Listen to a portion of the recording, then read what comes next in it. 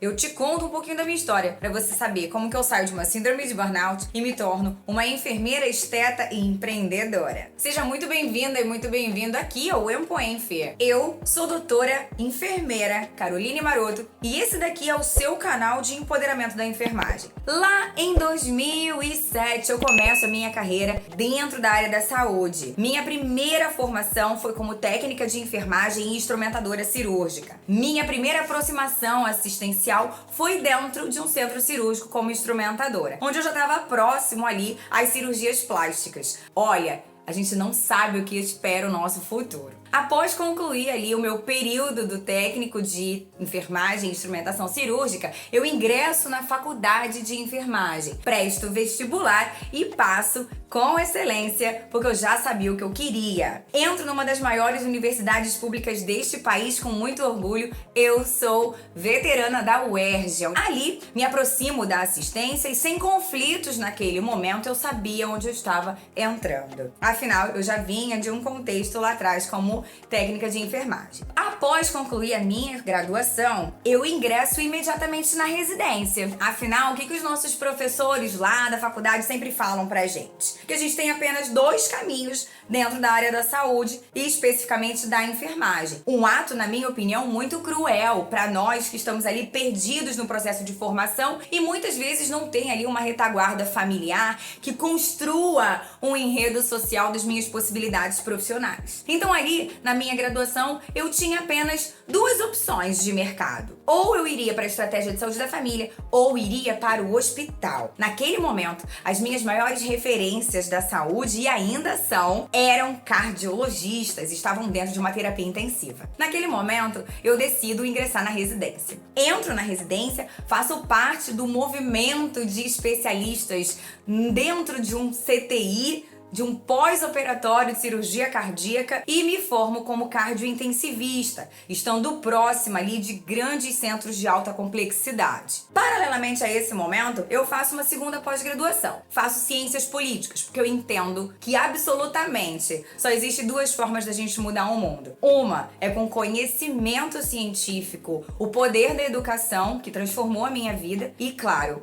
com entendimento político. E aqui não é um entendimento político partidário, mas de você compreender de quem é responsabilidade dentro dos espaços para você realmente ir lá e cobrar. Só para você entender a minha conjuntura, desde o meu técnico eu já fazia parte do movimento estudantil. Então sim, eu estava sempre brigando pelo que eu acreditava e pelo que eu acredito até hoje. Acredito que dessa forma é assim que a gente consegue fazer um movimento de transformação e de mudança nas áreas que a gente não gosta. Concluindo a minha residência, eu sou convidada para trabalhar dentro de uma grande rede privada do nosso país. E aqui no Rio de Janeiro está dentro dos maiores bairros. Naquele momento, eu ingresso num hospital que atende a uma população classe A. Ali, eu começo a ter o meu maior choque e conflito pessoal. Não conseguia lidar com as relações hegemônicas de poder e, pasmem, não conseguia lidar com os assédios que eram levantados principalmente pelas minhas lideranças imediatas. Sim, entrei em conflito pessoal e não tenho o menor problema de dizer que me frustrei como profissional.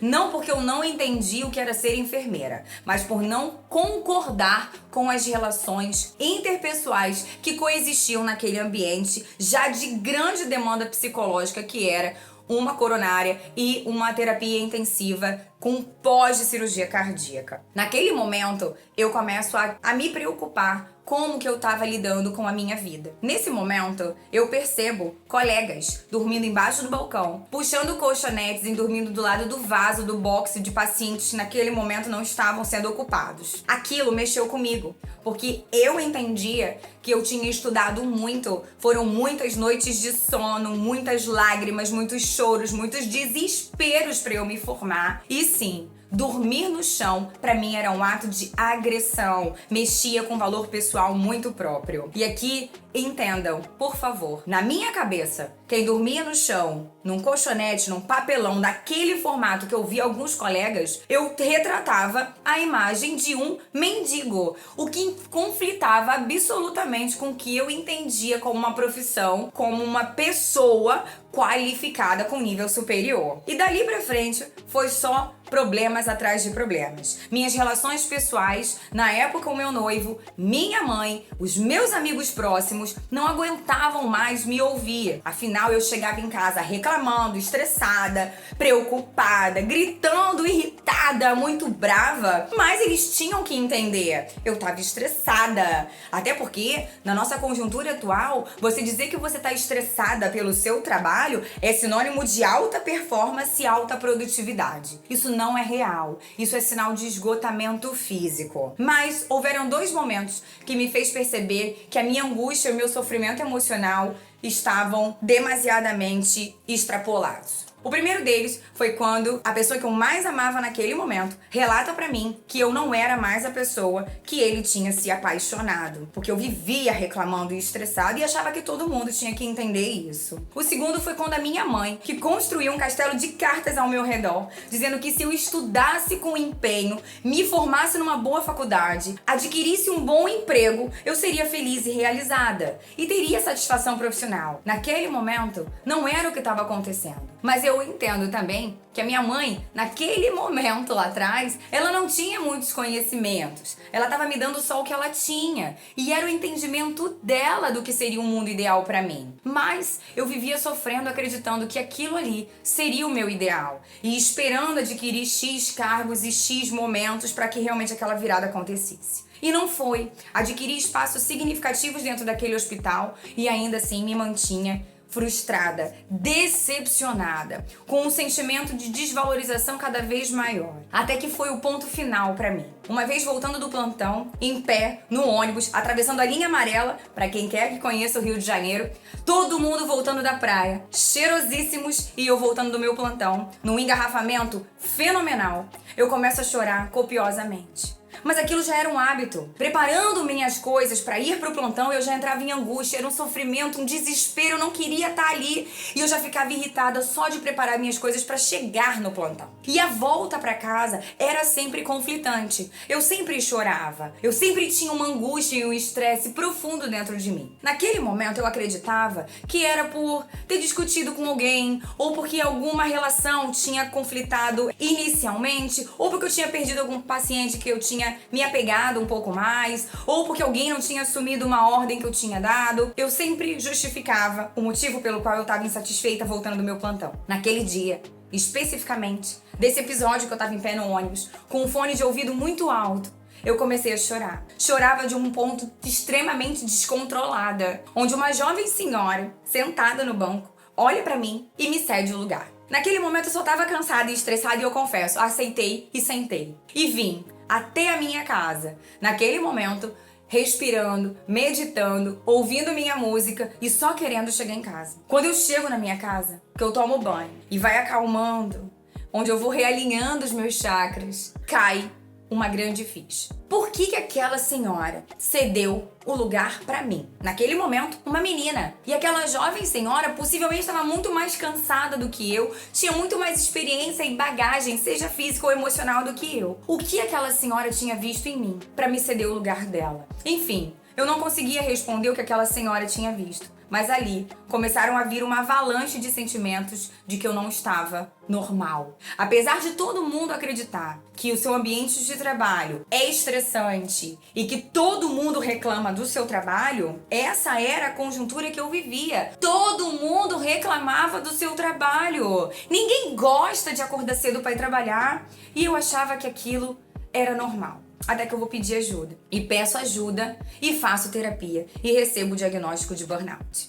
Sim, fui tratada e recomendo que todas as pessoas que sintam essa angústia e essa frustração procurem ajuda. A gente não consegue sozinhas. E eu me emociono de falar porque eu me lembro exatamente o que eu sentia antes e depois de cada plantão. E aqui eu faço uma ressalva. A enfermagem está adoecendo. E quando ela adoece, ela não consegue curar nem tratar ninguém. Então, querido colega e querida colega da enfermagem, se você sentiu isso em algum momento, essa é a hora de você pedir ajuda. Não espere, porque eu quase perdi pessoas importantes da minha convivência. Foi quando eu defini dar o meu ponto final na minha história assistencial. Apesar de tudo que eu sou ter sido construído por eu ser enfermeira, o meu momento assistencial chegou ao fim. O assistencial direto dentro de uma rede privada ou uma rede pública no qual eu sofria muito. Após várias sessões de terapia, fiz muitas práticas integrativas, que quem tá próximo a mim sabe que eu amo muito, eu comecei a me realinhar. Até que eu comecei a entrar no autocontrole, no autoconhecimento. Não tem como a gente migrar sem se conhecer. E na sala de espera de uma consulta, com a minha mãe me acompanhando, eis que eu encontro o Nepuga. O Nepuga, ele foi a instituição de ensino que naquele momento eu digo sempre que me salvou. Eu estava em conflito porque eu não queria mais voltar para assistência. Minha mãe dizia que eu tinha que fazer alguma coisa. Lembra que eu falei que ela destruiu o meu castelo de cartas? Ela dizia que eu tinha que estudar muito para ser alguém na vida. E eu tinha entendido na minha cabeça que eu já tinha estudado muito. Naquela altura do campeonato, eu já tinha 3 pós-graduações. E ainda assim não me sentia realizada e nem valorizada no mercado de trabalho. Naquela consulta, eu procurando alguma coisa pra fazer porque eu não queria migrar, eu não queria fazer uma outra graduação, eu não queria mudar pra uma outra área totalmente diferente. Eu queria fazer jus a todo o conhecimento que eu tinha adquirido até então, a tanta dedicação que eu tinha feito na minha vida. Eis que eu encontro o Nepuga. E ali eu vi uma possibilidade,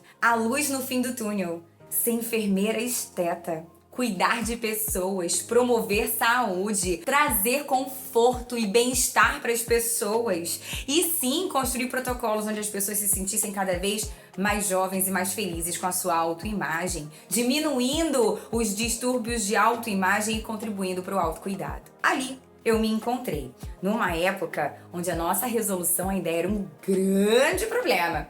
Eu não ouvi ninguém e para os meus alunos eu sempre digo isso. E recomendo já aqui um livro que transformou a minha vida. A Sutil Arte de Ligar o Foda-se! É libertador! E quando eu aprendi isso, eu não olhava mais pra ninguém. Eu literalmente encarei a minha decisão e fui com o pé no acelerador sem olhar pro lado. Mesmo que ainda os nossos conselhos nem entendiam o que a gente estava fazendo. Eu comecei a me inspirar em pessoas que já estavam na área. E muitos enfermeiros já atuavam na área. Foi essas pessoas que eu fui buscar ajuda e inspiração. Nesse momento, eu finalizo a minha pós e com 3 meses da minha pós-graduação concluída, eu abro uma sociedade com a minha dupla de turma. Então, já pense que você pode sim juntar o seu sonho com o sonho de uma outra pessoa e fazer valer o seu sonho empreendedor de se tornar livre. Paralelamente a esse momento de transição, fazendo minha formação no Nepuga, eu peço demissão daquele hospital. Chego com a minha carta de demissão pronta. E ali,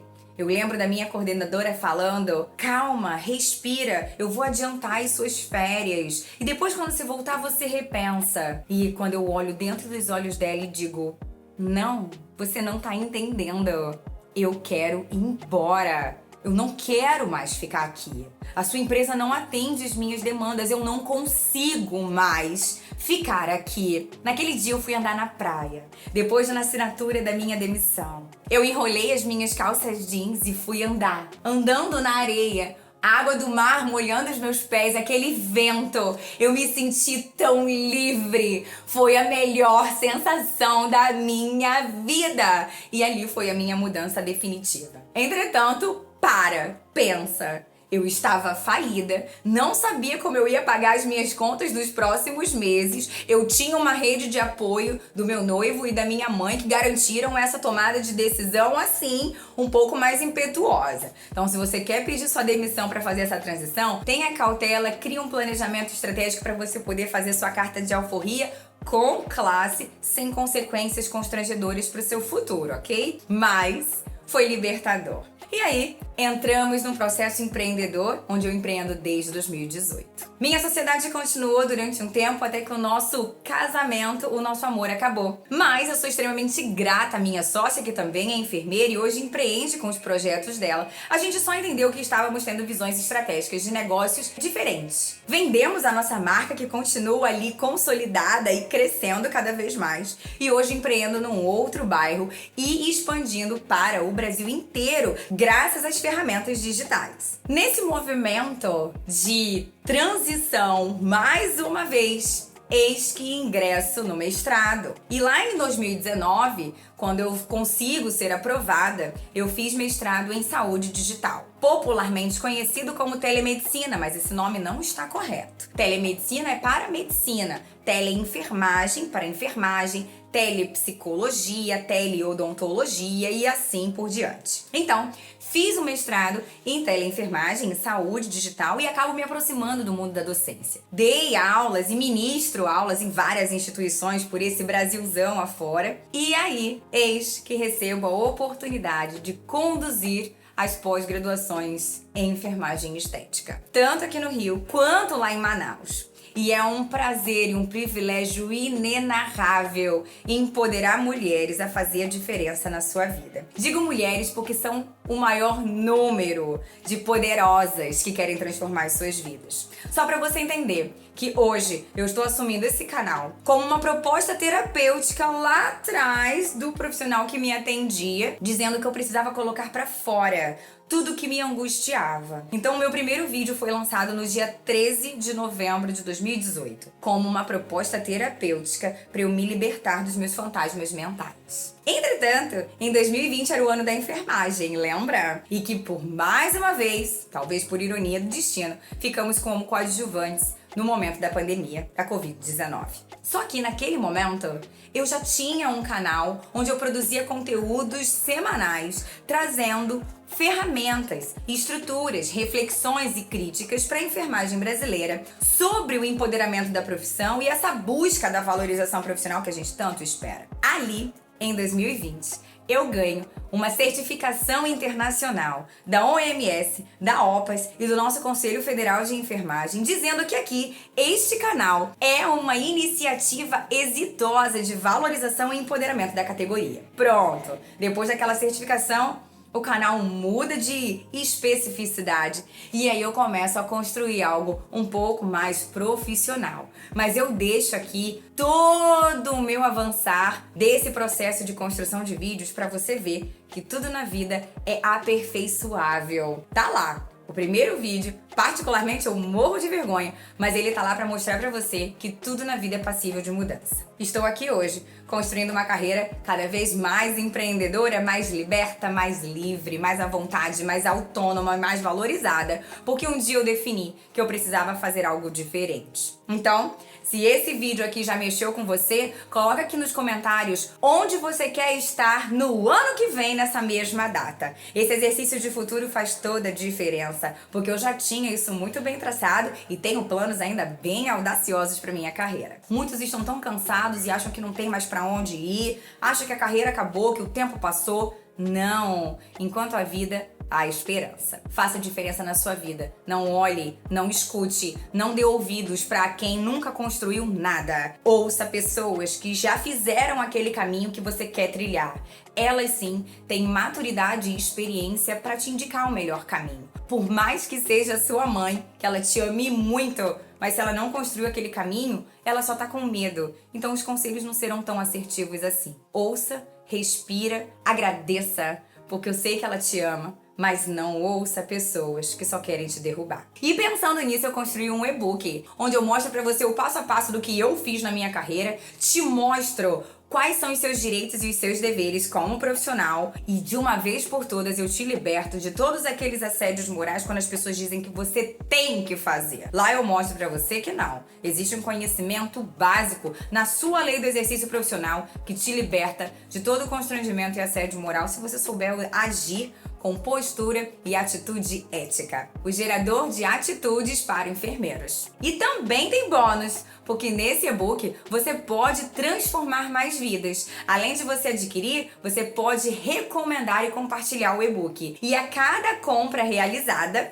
você ganha uma renda extra. Já pensou em começar o movimento nessa onda que pode se tornar uma avalanche de empoderamento da enfermagem e você contribuir para isso? Além de colocar um dinheirinho no bolso, por que não, né? Quero ver seu comentário aqui e se você gostou desse conteúdo, eu te agradeço mais uma vez por ficar comigo até o final.